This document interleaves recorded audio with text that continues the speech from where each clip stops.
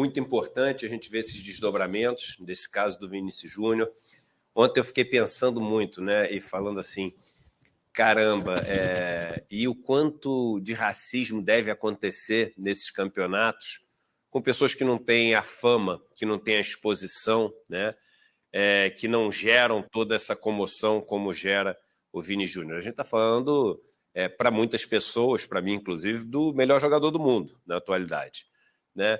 Então, esse é um caso emblemático, esse é um caso importantíssimo, mas quando eu vejo a Aniele falando o seguinte, nenhum cidadão negro, nenhum cidadão preto fora do Brasil, nenhum brasileiro, né, vai ficar desassistido, eu faço aqui, sabe, meus votos que seja nenhum mesmo, porque se isso que aconteceu com o Vini Júnior é uma barbaridade sem tamanho, uma maldade e perversidade que permeia nossos dias, isso acontece todo dia.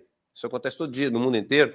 Imagino que não acontece, Vivian e William, com quem é brasileiro e trabalha como uma empregada, né, nas casas na Europa, nos Estados Unidos, quem trabalha, enfim, numa empresa de faxina, quem trabalha em vários, num táxi, quem trabalha em outros serviços que são invisibilizados, né, enfim, nessa luta de classes, nessa luta de raças, né?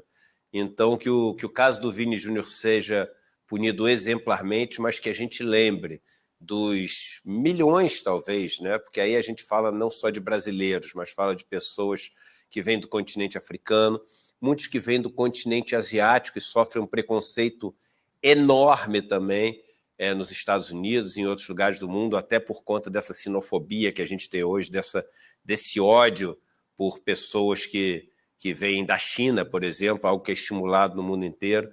Então a gente está falando de Vini Júnior, mas a gente está falando de racismo, que é um mal que atinge a todos e todas, mas principalmente, e é importante fazer esse recorte, aqueles que são mais pobres, né?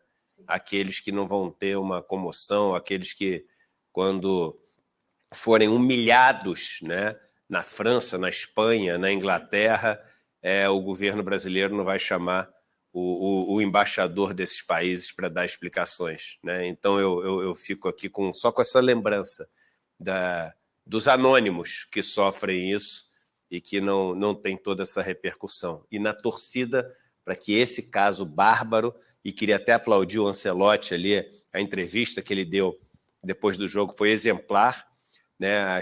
A primeira pergunta sobre futebol, ele falou assim, eu não vou falar sobre futebol.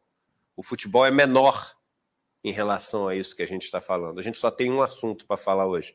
Então, eu queria parabenizar o Ancelotti pela fala dele aqui. E vamos acompanhar de perto tudo isso.